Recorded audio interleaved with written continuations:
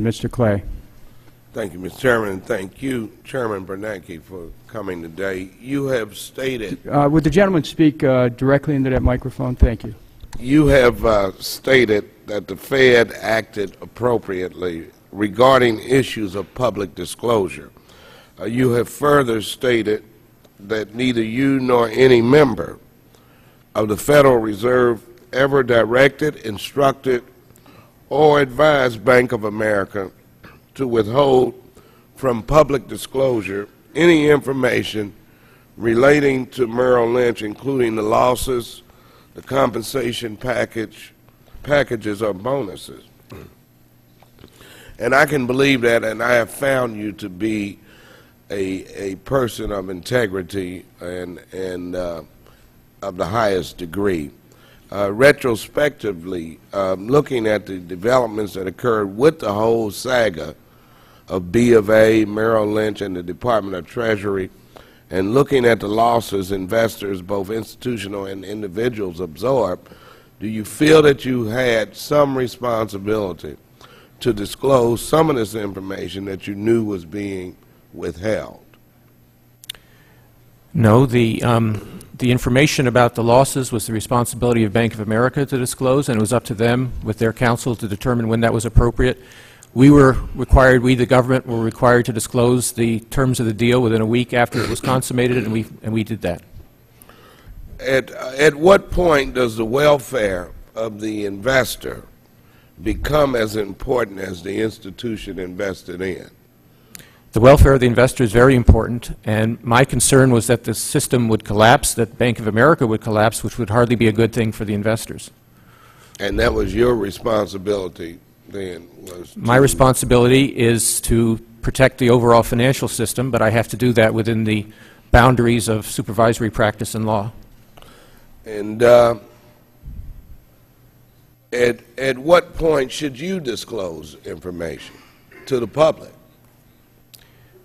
With respect to this particular issue, the law is clear that any action regarding TARP needs to be disclosed within a week, and we did that. Do you believe that the people were better served by being uninformed in making their investment decisions, especially when official America knew there were misrepresentations in the financial status of B of A? Well, again, those judgments were up to Bank of America. Our job was to try and make sure that the system was stabilized, and that was our primary focus.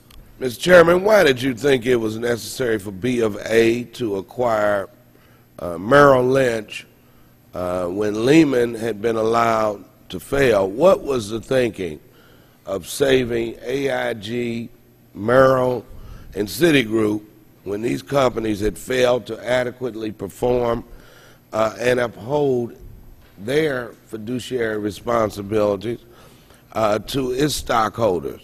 What made these three different from Lehman? We made extraordinary efforts to prevent Lehman from failing. We were unsuccessful, partly because we couldn't find a merger partner. Bank of America was a potential merger partner. They decided against it, and we didn't try to coerce them to do it. We didn't have the powers to save Lehman, and that's why they failed very much. You know, we were very concerned about it, and our concerns proved to be justified.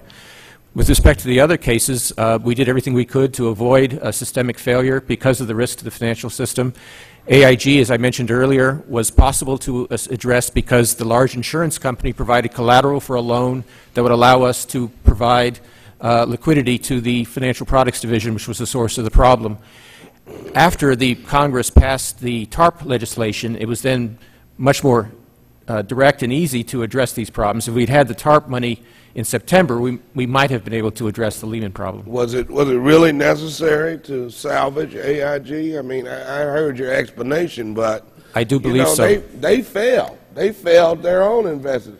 They failed themselves. I had no sympathy for AIG, and particularly for the financial products division, but my concern was that if they failed, that the consequences would have been a worldwide banking run, a severe financial meltdown, and very unknown but difficult consequences for the global economy, and I didn't feel that I could take that chance. And I guess we thought the same about American automakers a few months ago. that they just couldn't fail either, and they couldn't go into bankruptcy, but we know a different story. Now, thank you, Mr. Chairman, for your responses. Mr. Chairman, I yield back. I thank the gentleman. The chair recognizes